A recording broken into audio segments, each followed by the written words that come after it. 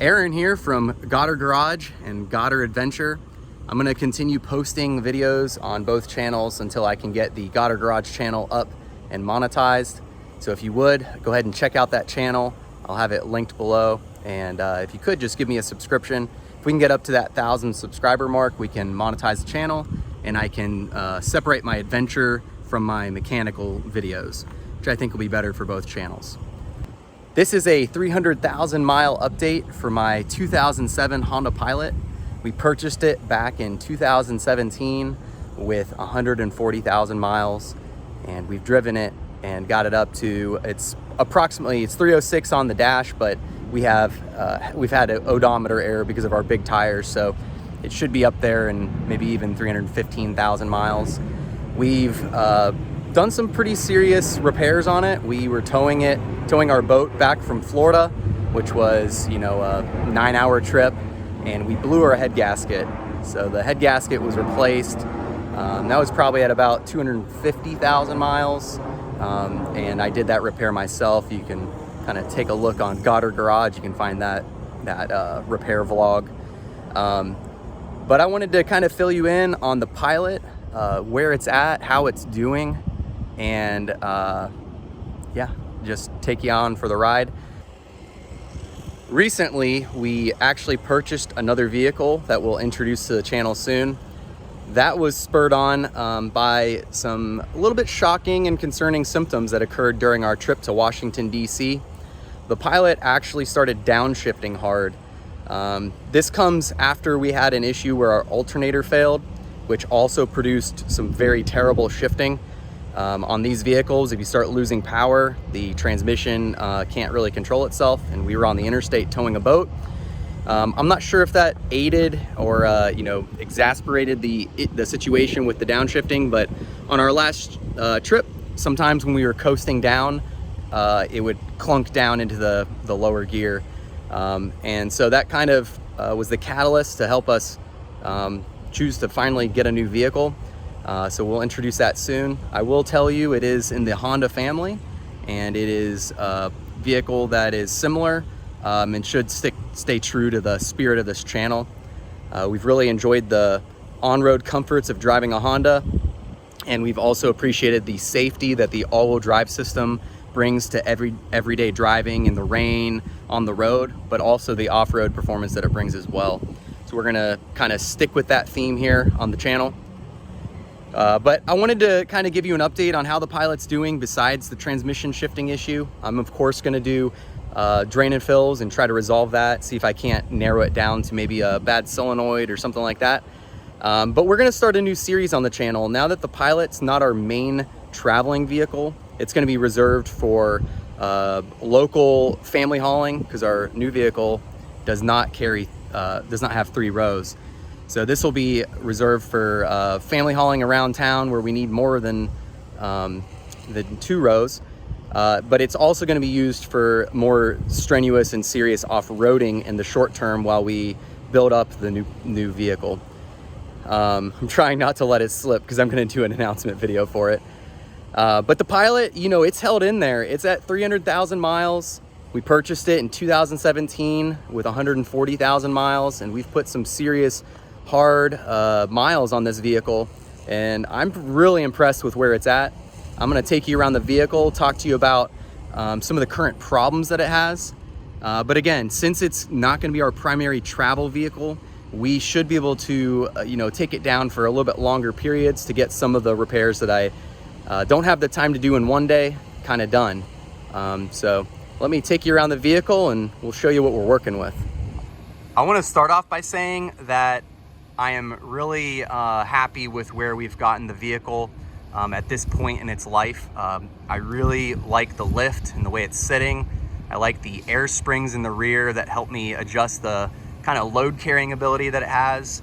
The flat out suspension, I'm gonna do a dedicated video review. We'll call it the, 40,000 mile update. I'm not sure if it's been quite that long, but I believe it has.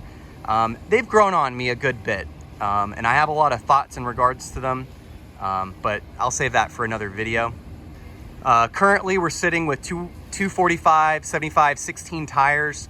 So that's like a 31.5-inch tire, and I think it's a really good fit for the first gen Pilot. It's definitely what I would recommend. Our 32-inch tires looked really sweet, and they definitely performed well on you know, flat ground, off-road in the mud. But as soon as you get into hilly situations, you're gonna want the smaller tires so your gearing isn't too disrupted. But overall, super pleased with the suspension. The new Detroit axle rotors and calipers and brake pads really brought new life to the brake system here. And overall, you know, in that regard, you know, the Pilot's doing great. I still can't believe that I was able to install a hidden front hitch receiver on the Pilot that actually functions. We've pulled ourselves out of situations a couple times now, and the 5,500 pound winch with the snatch block or the snatch ring really has done a great job pulling our vehicle out of the situations we get it into. As you can see, we've got our Nolo Designs skid plate on the front. That thing's been a tank, really helping you know, deflect rocks and keep the oil pan safe. We haven't had any issues with the oil pan. We still are fighting the peeling clear coat on the front. I just never got around to paying someone to paint it. And as long as I keep it covered in mud, it doesn't look too bad. But as soon as I wash it, it becomes very obvious. One of the things that's gone wrong with the Pilot presently is that I believe it's the condenser fan is actually not running right now. And it is summer here in Charleston, South Carolina. So I need to get that fixed. Ironically, the Pilot actually has better air conditioning than my Honda CR-V did and my Honda Civic does. That's actually kind of dying. We'll have a video hopefully on the Goddard Garage channel fixing the Honda Civic air conditioner. I think the AC pump's gone out or is going out. But the Pilot, since we replaced the compressor, it blows the coldest air conditioning of any vehicle I've ever been in. In fact, we routinely have to turn the air conditioning down because the kids complain that it's too cold, even if it's 100 degrees outside. So the engine bay is definitely not clean here on the Pilot. The engine is holding in after the head gasket repair, and I realized recently that I never did a video featuring our P2R J37 intake adapter here. So we have a J37 throttle body paired with our J35 motor here. I remember the reason why I never posted it. It's because I was having a lot of issues with the intake whistling, a really annoying high-pitched whistle when I first installed it. And you know, I wanted to do justice to the system and get rid of that whistle, but it took me forever. Eventually I figured out that the plastic thermal gaskets, for whatever reason, just were not sealing on my vehicle. So I went ahead and installed OEM gaskets, and that's working just fine. The whistle is gone. But we have a massive, you know, cone filter here pulling into this, into the intake. And I definitely think it has made a performance boost, especially on acceleration. Feels like the VTEC kicks in earlier. I personally love the roar that it gives when you open up the throttle and give it a go. I don't have any fancy, you know, exhaust on here to make it sound louder. So all the noise you hear in my videos is from this intake making a bunch of, you know, awesome, powerful noises.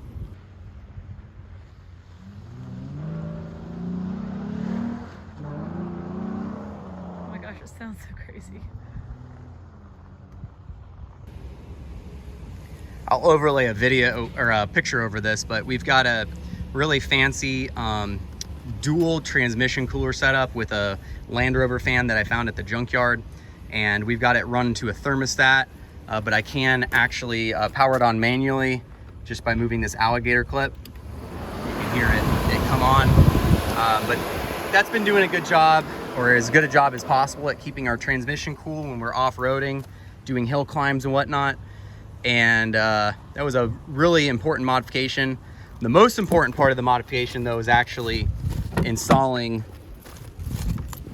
the transmission temperature gauge With this 2007 Honda Pilot, you cannot read the transmission temperature off the OBD2 port. You have to have a manual gauge, unfortunately. But I do have a video installing that. Check it out on Goddard Garage. But with that, I'm very aware of my transmission temperature. And I'm aware when it starts climbing, so I can calm down or, you know, slow down and let the transmission cooler do its work.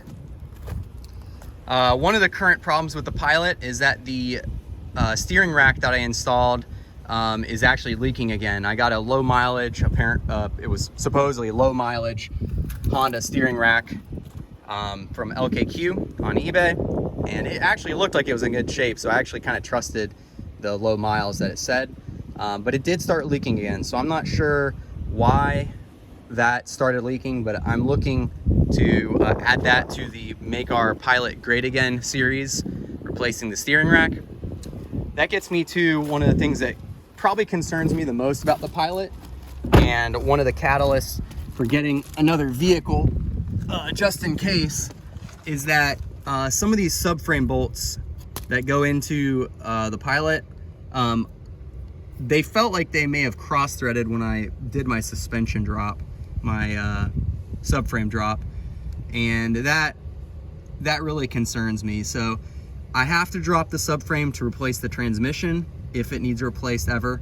I have to drop the subframe to replace the engine probably, or maybe not, but you get my point. You have to drop the subframe to do a good bit of things. Even the rack and pinion replacement, I may or may not have to drop the subframe to get that thing out of here. The subframe drop definitely helps, and I might be able to weasel it out without dropping the subframe further, but we'll have to see. So that'll be a future video, maybe some heartache there as I try to figure that out. I can probably get the bolt out. The question is, will it go back in and actually engage the threads?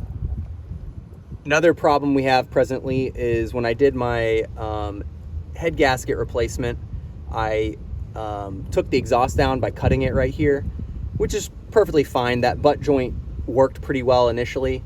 Lately, however, I've been having a lot of issues with exhaust leakage. I've got a plan to fix that with some Tiger tape. So that'll be another part of the Make Our Pilot Great Again series. But with that exhaust leak, the whole exhaust system and acceleration, everything, it really sounds pretty poor. It sounds like a fart going off as you accelerate, which is not the greatest. We've got our rock sliders here that I custom made from a Chevy Colorado, and those things have been doing a good job. We've gotten some dents and bruises in them, but they've been holding in there, and it's definitely one of my favorite modifications. You can see where I welded them together here. The Bondo is kind of coming off, but you know, I just need to touch it up with paint again. The interior of the Pilot, I believe, has held together incredibly well for being a 2007 vehicle. We've obviously done some repairs and some upgrades over time, but the cloth seats are, well, filthy, but I believe all that stuff would just steam clean right out. The only thing that I can really say about it is that the headliner fabric, just like all these foam-backed headliners, you know, it of course fatigued and failed. And that is going to be another video in the Make the Pilot Great Again series. We're going to be replacing this headliner. I'm also going to do a video review on this head unit here. It's off of Amazon. It's just one of those cheap Android head units. I forget the exact brand that this one was. I haven't done a review on it yet because I was still trying to learn the ins and outs, the pros and cons. At first, I was actually kind of tempted to just change it back because you lose the subwoofer. I'm sure you can find a way to make it work, but you know, presently I haven't. So you lose the subwoofer, you lose your steering control, which is unfortunate, but you gain CarPlay and you gain basically a bigger map from your phone. And overall, I would say it's actually a net positive, though you would have to consider for the price if you consider it, you know, a positive for yourself. We've got our remote air compressor. I've got just an air compressor in the back with a physical button on it. When I turn this on, it turns on, and then it's this gauge right here is tied to the air spring system. At one point I was making this valve here so I could release pressure, because that's the downside of the system, and it worked, but presently it was leaking, so I have it disconnected. So it's just an awkward little nipple sticking out of the dash here. I love my front and rear light switches that I was able to custom make into this panel plate. So this is the front, this is the back. They turn on whether the vehicle's on or off, which is cool. This center dash lid is completely snapped and broken, and the fake leather is disgusting and scratched. I've got a replacement hatch from the salvage yard, and I've got a replacement cover to put on that hatch. So I should be able to fix this all the way. One thing we love about this vehicle is that it always had so much room for cups. You can put cups here, here, here. You could get another insert like this from the salvage yard, and it actually, you know, fits in here as well. You can put cups in the door pockets here. You can put them in, you know, there's cup holder back here. There's cup holders right there back here. One of the problems we're having currently is I need to get a replacement seat belt. Our dog Saphira, who has actually passed, you guys will see the last adventure videos with her coming up soon, our Florida adventure. But she left us a little farewell present here, and this is not safe. But yeah, that stuff's all doing great. Here you can see the air compressor that I have tied to the front up there. I have it run on this wire, which goes all the way to the front, and it just lets me plug in the air compressor right here. And the important part to doing this is your compressor has to have a permanent on button. So this button's just in the on state. If I flip the switch, the compressor just turns on. So this is like a cheap ghetto onboard air type situation for my air springs.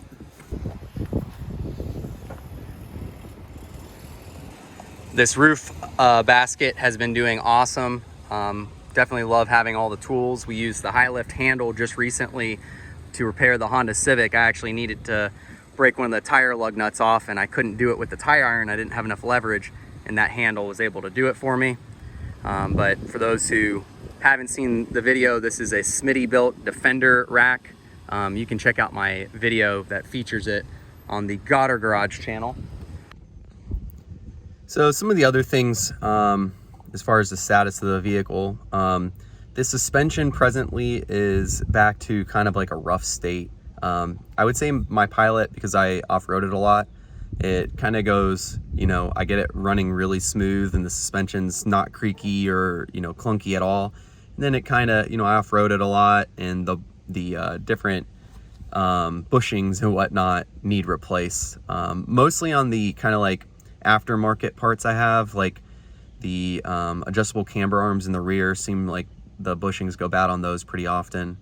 But you know, I just get under the car, kind of track down where the creak or the moan or the different, you know, noises are coming from and try to fix it. But I'm gonna try to do that again here. It's definitely functioning fine, and once you slow down and air down the tires off-road, you don't hear the clunks nearly as much. In the rear, where the subframe meets the body of the vehicle, you can get, in fact, most Honda Pilots do get rot here. So what I did was I used a welder, and I took some angle iron and some flat sheets of metal, and I made what I guess we call it a saddle. And you basically cut out the rot, move the saddle up, you drill through bolt it, and then you through bolt a long bolt up into the cab of the vehicle with a top plate on it that sandwiches it down. The main thing with this portion of the subframe is you want it level with the rest of the subframe. So you want to make sure, I've got a subframe drop, but I've also got a spacer in here. So you want to measure the approximate distance between here and here before you start. Make sure that ends up about the same. But you know, I haven't had any issues with this subframe repair. I've done it on both sides. If your Pilot that you're looking at has the rot there, and you're willing to either pay someone to work on it or you're willing to do it yourself, in my mind, it's a wonderful bargaining bargaining chip. You can use that, I would think, to get that vehicle a lot cheaper, though maybe not. But we can kind of see up here some of the body rot that, you know, is kind of happening. And this is another reason why we needed to get a second vehicle for towing the boat and whatnot. You know, I'm definitely aware that this is not looking so hot on this side right here. It's got good metal. Well, it even kind of has bad metal right here. So to be honest, this vehicle right here probably has no purpose towing the boat anymore. We could probably tow a lighter trailer, but you know, this is not the greatest here.